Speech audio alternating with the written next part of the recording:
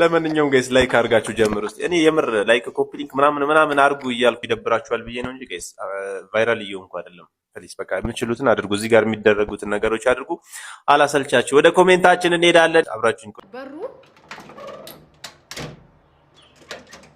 ከፍት ታረጋና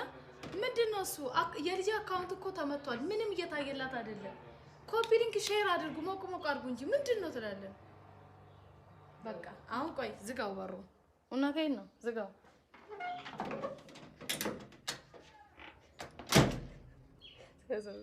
ክፈተው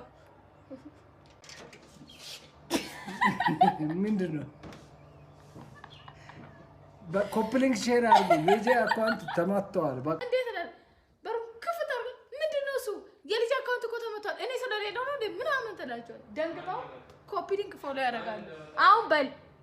አንተ እንትን በል አሁን ዝጋውና ከዛ ክፍት ስታረግ ተናደ ይነባት ክፈተው